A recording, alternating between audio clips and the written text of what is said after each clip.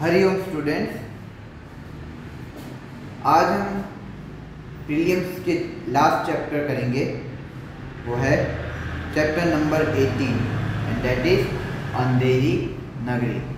Okay, तो सबसे पहले हम इस चैप्टर के जो लेखक हैं भारतेंदु हरिश्चंद्र, हम उनके बारे में थोड़ी जानकारी प्राप्त करते हैं। उनका इंट्रोडक्शन कुछ इस प्रकार है। भारतेंदु सर्वप्रथम इनका जन्म हुआ था 1850 ईस्वी सन 1850 में और निधन हुआ था सन 1885 में। ठीक है, अब हम इनके बारे में कुछ जानकारी प्राप्त करते हैं। वैसे अगर देखें, जानकारी प्राप्त करने से पहले आपको बता दें कि इनका जो आयु है लगभग 35 वर्ष, जो काफ़ी कम आयु कह सकते हैं। युवा आयु में इनकी जल्दी है ना, लेकिन इस इतने कम उम्र में भी क्या क्या इन्होंने प्राप्ति की है, इन्होंने कई तरह के कार्य क्या क्या किए, उनकी जानकारी हम प्राप्त करते। क्या क्या इन्होंने साहित्य में, हिंदी साहित्य में क्या क्या उपलब्धियां पाई है, इसके बारे में जानकारी प्राप्त करते। भारतेंदु हरिश्चंद्र आधुनिक हिंदी साहित्य के पितामह कहे जाते हैं। पितामह मतलब पिता से भी बड़े, है ना। सर्वश्रेष्ठ मतलब एकदम एक्सपर्ट कह सकते हैं, है ना। अनुभव, अत्यंत अनुभवी कह सकते हैं कि पितामह कहे जाते हैं। वे हिंदी में आधुनिकता के पहले रचनाकार थे। हिंदी में आधुनिकता मतलब एक अलग तरह का जो कथाकार कह सकते हैं, जो कथा लिखते थे, साहित्य लिखते थे, एक अलग प्रकार का आधुनिकता। तो उनके कहानियों में आधुनिकता थी, और आधुनिकता मतलब एक अलग तरह का परिवर्तन जिससे आम लोगों को दिलचस्प लगे, है ना। तो आधुनिकता के पहले रचनाकार थे। इनका मूल नाम हरिश्चंद्र था, केवल हरिश्चंद्र नाम था उनका। तो भारतेंदु उनकी उपाधि थी। उपाधि मतलब पूरा कहते हैं ना अपने सर्टिफिकेट, पुरस्कार, है ना। जैसे वल्लभ भाई पटेल को सरदार उपाधि मिली, है ना। सुभाष चंद्र बोस को नेताजी की उपाधि, है ना। उसी तरह से हरिश्चंद्र जी को भारतेंदु का उनकी उपाधि मिली। तो हिंदी साहित्य में आधुनिक काल का प्रारंभ भारतेंदु हरिश्चंद्र से माना जाता है। भारतीय नवजागरण के अग्रदूत के रूप में प्रसिद्ध भारतेंदु जी ने देश की गरीबी, पराधीनता, शासकों के अमानवीय शोषण के चित्रण को ही अपने साहित्य का लक्ष्य बनाया। हिंदी को राष्ट्रभाषा के रूप में प्रतिष्ठित करने की दिशा में उन्होंने अपनी प्रतिभा का उपयोग किया। भारतेंदु बहुमुखी प्रतिभा के धनी थे। हिंदी पत्रकारिता, नाटक और काव्य के क्षेत्र में उनका बहुमूल्य योगदान रहा। हिंदी में नाटकों का प्रारंभ भारतेंदु हरिश्चंद्र से माना जाता है। आए दिन हम नाटक देखते हैं, है ना, चाहे वो टीवी में हो, चाहे सिनेमा, या फिर चाहे अपने थिएटर ड्रामा कह सकते हैं। तो उसकी जो शुरुआत है ये इन्हीं के द्वारा हुई थी, भारतेंदु हरिश्चंद्र के द्वारा ना। तो भारतेंदु ने हिंदी नाटक की नींव की सुदृढ़ बनाया। शुरुआत वहाँ से बीज बोया गया, और वो बीज का परिणाम है कि आज वो हर तरह से, चाहे वो टीवी हो, चाहे फिल्म हो, चाहे थिएटर हो, हर एक क्षेत्र में कथा अनुसार जो कला प्रदर्शन हर तरफ हमारे देश में की जाती है। और इसका जो नींव है, इसका जो शुरुआत है वो इन्होंने की भारतेंदु हरिश्चंद्र ने। तो उन्होंने हरिश्चंद्र पत्रिका, कवि वचन सुधा और बाल प्रबोधिनी पत्रिकाओं का संपादन भी किया, सभी के लिए, सभी उम्र के लोगों के लिए, चाहे वो छोटे बच्चे हो चाहे बड़े हो, उन सभी की रुचि बढ़े, उसी आधार पर उन्होंने हरिश्चंद्र पत्रिका का संपादन भी किया। वे एक उत्कृष्ट कवि, सशक्त व्यंग्यकार, सफल नाटककार, जागरूक पत्रकार तथा ओजस्वी गद्यकार थे। राइटर, स्क्रीन प्ले ना, एक्टर, कई गुण थे उनके अंदर, जैसे आज के समय में भी देखा जाता है। जैसे डायलॉग राइटर कादर खान है ना, डायलॉग राइटर कौन, जो लोकप्रिय कह सकते कादर खान थे, है ना, वो एक्टर भी थे और डायलॉग राइटर भी थे, दोनों में वो काफ़ी पॉपुलर थे। फिर एक राज कपूर, जो प्रोड्यूसर भी थे, डायरेक्टर भी थे, सब कुछ थे, वो एक्टर भी थे, है ना, कुछ स्टोरी राइटिंग भी करते थे, स्टोरी राइटिंग। तो उस प्रकार की प्रतिभा इनमें भी थी, जो शुरुआत में उस समय के, उस दौर की बात है। वे उत्कृष्ट कवि, सशक्त व्यंग्यकार, सफल नाटककार, जागरूक पत्रकार तथा ओजस्वी गद्यकार थे। इसके अलावा वे लेखक, कवि, संपादक, निबंधकार एवं कुशल वक्ता भी थे। बहुमुखी प्रतिभा, हर तरह की, चाहे वो कवि हो, चाहे निबंधकार हो, चाहे लेखक हो, हर तरह की प्रतिभा थी उनके अंदर, जो आज के समय में बहुत रेयर देखने को मिलता है। आज भी है, परंतु उतना नहीं जितना पहले हुआ करता था, क्योंकि आज के टाइम में पेन से ज़्यादा मोबाइल और बाकी इन चीज़ों में ज़्यादा अपनी एनर्जी और अपनी प्रतिभा वेस्ट करते हैं। और यही कारण है कि आज इस प्रकार के लोग आज के समय में बहुत कम देखने को मिलते हैं। इनकी प्रमुख रचनाएं भारतेंदु कला, वैदिकी हिंसा न भवति, सत्य हरिश्चंद्र, है ना, सत्यवादी हरिश्चंद्र, राजा हरिश्चंद्र, इनके द्वारा लिखी गई, है ना, सत्य हरिश्चंद्र, भारत दूरदशा, उस समय भी भारत किस प्रकार दूरदशा में थी उसके बारे में भी इन्होंने की पुस्तकें लिखी है। अंधेरी नगरी, जो हम पढ़ने वाले इस चैप्टर का, तो उसका जो बड़ा वर्जन है वो इनके द्वारा लिखी गई, और जो अवेलेबल है कि नहीं वो आज जानते नहीं, लेकिन कभी एक बहुत लोकप्रिय की रचनाओं में से एक। तो पूर्ण प्रकाश, चंद्रप्रभा जो कि उपन्यास है, स्त्रियों की उत्पत्ति, बादशाह दर्पण जो कि और एक नाट्य शास्त्र है, अंधेरी नगरी भी एक नाट्य शास्त्र ही है, तो नाट्य साहित्य है, वो नाट्य शास्त्र अलग है, मतलब थिएटर ड्रामा ना। बादशाह दर्पण, कश्मीर कुसुम, रामायण का समय जो कि एक शोध रचना है, सुंदरी मिथिलक, पावस कविता संग्रह जो कि काव्य आदि। भारतेंदु जी ने मात्र 34 वर्ष की अल्पायु में ही विशाल साहित्य की रचना की। जैसे पहले भी कहा, लगभग 34-35 साल की आयु में इन्होंने क्या कुछ नहीं किया।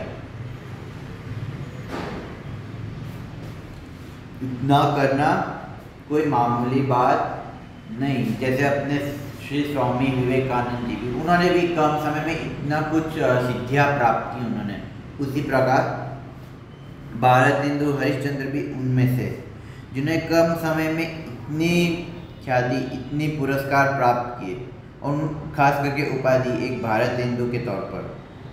तो ये आज के समय में ये बहुत अद्भुत भारतीय साहित्य की रचना की।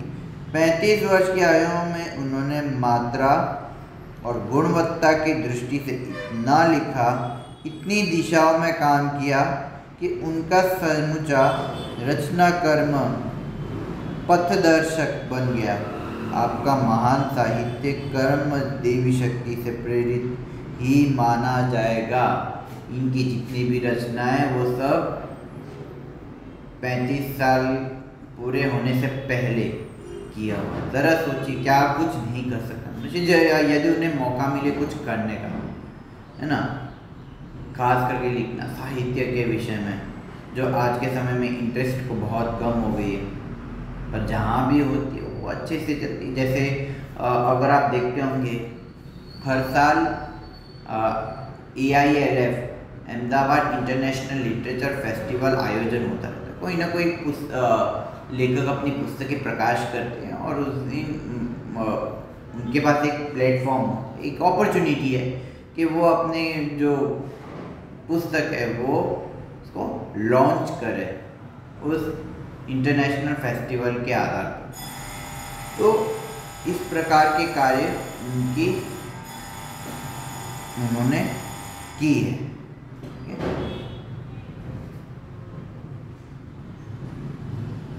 तो प्रस्तुत एकांकी में महंत और उनके 2 शिष्य एक नगरी में पहुंचते हैं जहां मूर्ख राजा और मूर्ख प्रजा से उनका पाला पड़ता है। नगरी में सर्वत्र अज्ञान का अंधकार था। अनुशासन रहित विवेकहीन प्रजा में किसी से प्रेम, आत्मीयता का नामो निशान दिखाई नहीं देता था। अच्छे बुरे में अंतर नहीं, सच और झूठ का ज्ञान नहीं, भाजी का मूल्य और खाजे का मूल्य 1 टका, यथा राजा तथा प्रजा। कहावत के अनुसार राजा भी मूर्ख और प्रजा भी मूर्ख। ऐसे लोग अपनी मूर्खता के कारण अपने विनाश का कारण बन जाते हैं। अंधेरी नगरी एकांकी से लेखक पाठकों को इसी अविवेकी अज्ञानी वृत्ति से परिचित करवाकर इससे बचे रहने की प्रेरणा देते हैं। तो इनके द्वारा जो बनाई गई है, हो सकता है कि उनके टाइम में कुछ ऐसे कार्य किए हो, कोई राजनेता जो उस समय होते थे, राजनेता और प्रजा कई ऐसे अनुचित कार्य किए होंगे वास्तविक तौर पे, परंतु इसमें जो जितने भी किरदार है वो सब क्या है, काल्पनिक है। काल्पनिक हो सकते हैं, मैं तो बाकी मूल तो क्या है कि कहीं ना कहीं जो उस समय की जो कथाएं लिखते थे, जो कहानियां लिखती थी, वो कहीं ना कहीं अपने जीवन में किए अनुभव के आधार पर लॉजिक के तौर पे और कहानियां लिखते थे। लॉजिक और सब हर आम मनुष्य को भाषा समझ में आए उस आधार पे। आज के समय में एक बहुत कम है, लेकिन इसके द्वारा हम जानकारी रहती कि ये अंधेरी नगरी हमें क्या सीख देती है। और ये कवि, क्षमा करना, ये लेखक हमें इस चैप्टर के द्वारा हमें क्या संदेश देते हैं। ठीक है, तो सबसे पहला पात्र परिचय हम देखेंगे। कई कौन कौन से पात्र है इनकी कहानी का, आइए देखते हैं। पहला है महंत जी। महंत जी का अर्थ है जो मंदिर के सबसे बड़े पुजारी होते हैं, कौन है, महंत। ठीक है, दूसरा है नारायण दास जी। नारायण दास जी कौन, महंत के शिष्य। गोवर्धन दास, वो भी महंत के शिष्य। चौपट राजा। चौपट राजा कौन, अंधेरी नगरी का राजा। कुंजडीन। कुंजडीन का मतलब है जो सब्जी बनाकर जो बेचती है स्त्री, है ना, सब्जी बनाकर जो बेचती है उन्हें कुंजडीन कहते हैं। हलवाई। हलवाई मीन्स जो मिठाइयाँ बनाते हैं वो। अक्सर कहते हैं ना, एक डायलॉग सुना होगा चेन्नई एक्सप्रेस का, है ना, मैं बड़े घर की बेटी और तुम हलवाई, है ना। हलवाई मतलब अगर शुरुआत में भी देखा होगा, मतलब वो मिठाई बेचते हैं, मिठाई बनाते और मिठाई बेचते हैं, तो वो मिठाई, तो रे हलवाई। और फरियादी, फरियादी मतलब कोई कंप्लेंट लिखने आते हैं, है ना। कल्लू बनिया है किरदार है कारीगर, चूने वाला, भिस्ती, कसाई, गडरिया, कोतवाल, सिपाही आदि। ये सब क्या है, ये अच्छा ये चौपट राजा तक जो है वो मुख्य पात्र है। उसके बाद जितने भी ये पात्र जो दिए वो सब क्या है, सपोर्टिंग एक्टर्स, या यूँ कह सकते हो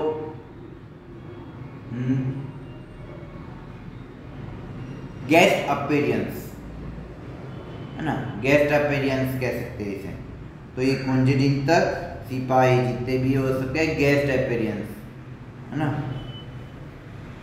फिल्मों में भी आप देखते होंगे कैमियो रोल, है ना। कैमियो रोल कहते हैं मतलब कोई 5 मिनट के लिए आता है, कोई 2 मिनट के लिए आता है, कोई 1 सेकंड के लिए आता है, कोई 1 मिनट के लिए आता है ना, कोई 10 मिनट के लिए वो प्ले करता है, तो वो कैमियो रोल। उसी तरह से इनका भी कोई कैमियो कैरेक्टर्स है। ओके, तो पहला दृश्य में क्या है अंधेरी नगरी में, आइए देखते हैं। तो पहला दृश्य है, स्थान है शहर से बाहर सड़क, मोहन जी और 2 चेले बातें कर रहे हैं। तो मोहन जी कहते, बच्चा नारायण दास, यह नगर तो दूर से बड़ा सुंदर दिखाई पड़ता है, देख कुछ भिक्षा मिले तो भगवान को भोग लगे, और क्या। तो मोहन कहते हैं ठीक है। तो नारायण दास जी क्या कहते, गुरुजी महाराज नगर तो बहुत ही सुंदर है, पर भिक्षा भी सुंदर मिले तो बड़ा आनंद हो ना। तो अपेक्षा मतलब उनके मन में एक विचार आता है कि अगर सुंदर जगह है तो भिक्षा भी उसी हिसाब से सुंदर मिलेगी, ठीक है। तो मान जी कहते बच्चे गोवर्धन दास तू पश्चिम की ओर जा और नारायण दास पूर्व की ओर जाएगा ना। तो गोवर्धन दास जाता है, दोनों जाते कहाँ, एक पूर्व की ओर एक पश्चिम की ओर। तो गोवर्धन दास जी कहते, गोवर्धन दास जी कुंजडीन से कहते हैं, क्यों भाजी क्या भाव। कुंजडीन मतलब जैसे कहा था वो भाजी सब्जी बेचने वाली, क्यों भाजी क्या भाव।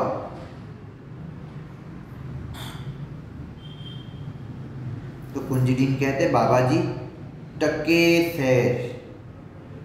हालांकि टके सैर उस समय किस आधार पे कहते थे, शायद 2.5 टके सैर, मतलब शायद उस समय का क्या भाव है इतना एग्जैक्टली नहीं आइडिया, पर हाँ टके सैर बताए।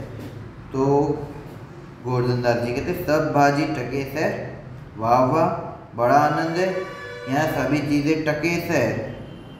तो हलवाई के पास जाकर कहते, क्यों भाई मिठाई क्या भाव। अच्छा टके सैर का मतलब है टका, मतलब पुराने 2 पैसों के बराबर का एक सिक्का, है ना। पुराने 2 पैसों के बराबर का एक सिक्का, एक सिक्के का कितना है 2 पैसे। 2 पैसे का उस समय जो क्या होता है टका सैर, है ना।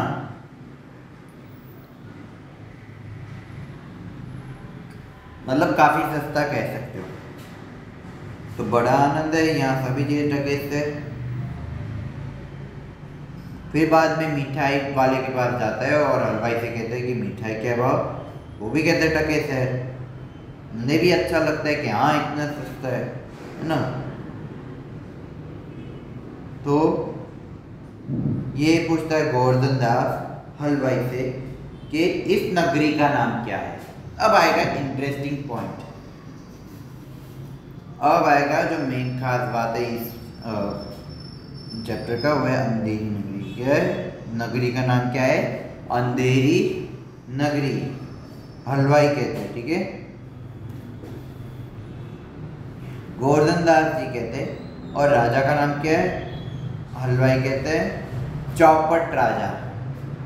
चौपट मतलब वेस्ट, है ना, और ना मेरा प्लान खराब कर, चौपट मतलब खराब कर दिया, मेरा प्लान चौपट कर दिया, है ना। चौपट मतलब वेस्ट कह सकते हैं या खराब ना, चौपट राजा। तो गोवर्धन दास जी कहते वाह वाह अंधेरी नगरी, चौपट राजा, टके शेरबाजी, टके शेर खाजा। वाह, है ना, इसे थोड़ा कविता के स्टाइल में कहा गया है ना। तो हलवाई कहते तो बाबा जी कुछ लेना हो तो ले लो। तो गोवर्धन दास जी कहते बच्चा भिक्षा मांगकर 7 पैसा लाया हूँ, 3.5 सेर मिठाई दे दो। मोहन जी और नारायण दास एक ओर से आते और दूसरी ओर से गोवर्धन दास आता है। मोहन कहता है बच्चा गोवर्धन दास क्या भिक्षा लाया? गठरी तो भारी मालूम पड़ती है, गठरी तो भारी मालूम पड़ती है। गोवर्धन दास जी कहते गुरुजी महाराज 7 पैसे भीख में मिले थे, उसी से 3.5 सेर मिठाई मोल ली है। मान कहता बच्चा नारायण दास ने मुझे कहा था कि यहाँ सब चीज़ें टके सेर मिलती है, तो मैंने इसकी बात पर विश्वास नहीं किया। बच्चा ये कौन सी नगरी है और इसका राजा कौन है जहाँ टके सेर भाजी और टके सेर खाजा मिलता है? तो गोवर्धन दास जी कहते अंधेरी नगरी, चौपट राजा, टके सेर भाजी, टके सेर खाजा। तो मोहन जी कहते हैं तो बच्चा ऐसी नगरी में रहना उचित नहीं है जहाँ टके सेर भाजी और टके सेर खाजा बिकता है। मैं तो इस नगर में अब एक क्षण भी नहीं रहूँगा। थोड़ा डाउटफुल हुआ कि कैसे अटपटे से नाम है, अंधेरी नगरी, है ना, चौपट राजा, है ना, इतने सस्ते में मिल रहे, तो ये कैसे संभव है कि इतना कुछ सस्ता फिर बाद में ऐसे ऐसे नाम। तो बड़ा विचित्र सा लगा कि वास्तव में कुछ न कुछ गड़बड़ है, कुछ ऐसी चीज़ है कि जो वो नहीं जानते या नहीं जान पा रहे। बस हाँ, मोहन जी को थोड़ा डाउट हुआ क्योंकि उनको अनुभव था कि ऐसे प्रजा कैसी हो सकती है ना, इस प्रकार की, अगर ऐसे इस तरह के भाव और इस तरह के नाम के हो तो मोहन जी कहते तो बच्चा माफ करना। गोवर्धन दास जी कहते गुरुजी मैं तो इस नगर को छोड़कर नहीं जाऊंगा और जगह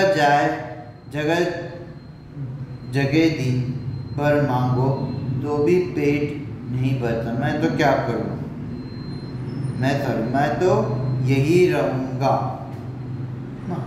और मोहन जी कहते देख मेरी बात मान, नहीं तो पीछे पछताएगा। मैं तो जाता हूँ पर इतना कह जाता हूँ कि कभी संकट पड़े तो याद करना।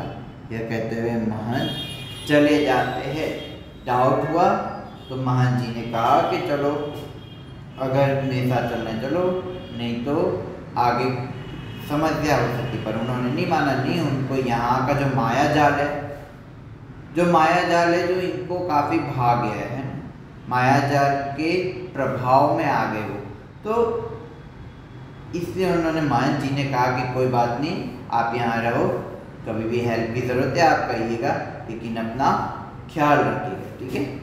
तो ये हुआ पहला दृश्य, ठीक है।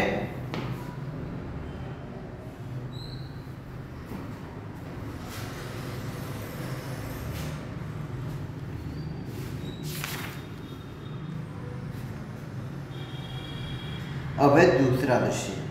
राजा, मंत्री और नौकर लोग यथास्थान बैठे, पर्दे के पीछे से दुहाई है का शब्द होता है। दुहाई है, राजा बोल रहे कौन चिल्लाता है, उसे बुला। तो 2 नौकर एक फरियादी को लाते हैं। तो फरियादी कहते दुहाई, महाराज दुहाई। कोई फरियाद देने किसी को हेल्प चाहिए होती है राजा से, तो वो हेल्प अपना प्रस्तुत करते कि किस तरह की हेल्प चाहिए। तो 2 नौकर एक फरियादी को लाते हैं। तो दुहाई महाराज दुहाई। फिर राजा कहते बोलो क्या हुआ। फरियादी कहता है महाराज कल्लू बनिए की दीवार गिर पड़ी, सो मेरी पकड़ी उसके नीचे दब गई, न्याय हो, है ना। कल्लू बनिए की दीवार के क्या है, वो गिर गए, और जो गिरी हुई जो ईंटें और जो पत्थर है वो सब किस पे गिरी, इनके बकरी पे, जो कि का गुजरान चलाने का एक माध्यम था, किनके, फरियादी का, है ना। तो मेरी बकरी उसके नीचे दब गई, न्याय हो। तो राजा कहते हैं कल्लू को पकड़ कर लाओ। नौकर लोग दौड़कर बाहर से बन्ही को पकड़ लाते हैं। राजा पूछते क्यों रे बनिए, इसकी बकरी दबकर मर गई। तो कल्लू बनिया कहते महाराज मेरा कुछ दोष नहीं, कारीगर ने ऐसी दीवार बनाई कि गिर पड़ी। तो राजा कहते हैं अच्छा कल्लू तो छोड़ दो, कारीगर को पकड़ लाओ। कल्लू जाता है, नौकर कारीगर को पकड़ लाते हैं, ठीक है। तो क्यों रे कारीगर, फिर उनको पूछता है कि इसकी बकरी कैसे मर गई। बोलते हैं महाराज चूने वाले ने चूना ऐसा खराब बनाया कि दीवार गिर पड़े। तो अब राजा कहते कि और चूने वाले को बुलाओ जिन्होंने चूना लगाया, है ना। कारीगर निकल गया, चूने वाले को पकड़ कर लाया। फिर चूने वाले से पूछा कि बकरी कैसे मरी, है ना। ट्रांसफर करते गए, ट्रांसफर, है ना, एक से दूसरे, दूसरे तीसरे, सबको कहते रहे। तब ये अपने अपने आर्ग्यू करते रहे कि मतलब उन्होंने किया, तो सबको कोई ना कोई किसी को बताते। तो चूने वाले कहते महाराज भिश्ती ने चूने में पानी ज़्यादा डाल दिया, इसी से चूना कमजोर हुआ। भिश्ती,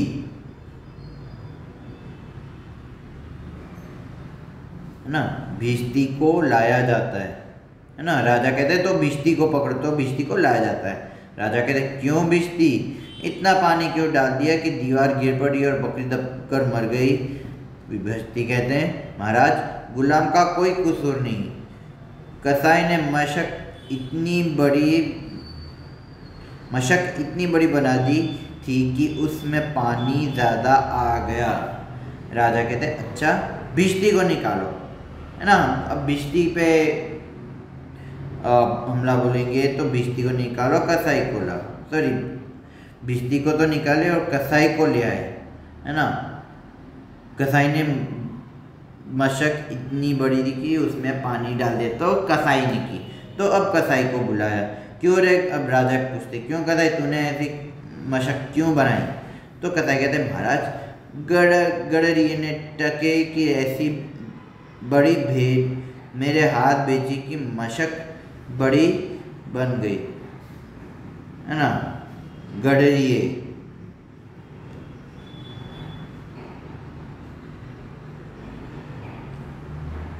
तो गडरिये को बुलाया। अच्छा कसाई को निकालो, गडरिये को लाओ। कसाई निकाल जाता है, गड़िया लाया जाता है। तो राजा फिर पूछते कि क्यों रे गडरिये, बड़ी ऐसी बड़ी भेंट क्यों बेची। तो राजा कहते महाराज उधर से कोतवाल की सवारी है, भीड़ भाड़ के कारण मैंने छोटी छोटी भेड़ का ख्याल ही नहीं किया, मेरा कुछ कसूर नहीं है ना। ये भी एक आर्ग्यूमेंट कह सकते हो, ये अपने बात बताई कितना सही हो।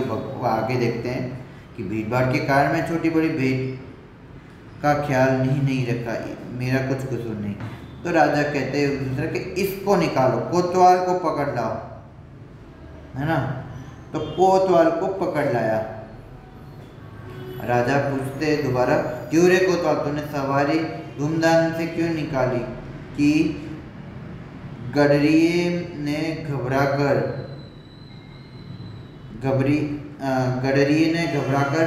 बड़ी भेंट बेच दी। महाराज मेरे कोई कसूर नहीं किया। राजा बोले कुछ नहीं, ले जाओ कोतवाल को अभी फांसी दे दो, है ना। कोतवाल को पकड़कर ले जाते हैं। तीसरा दृश्य क्या है आइए जानते हैं।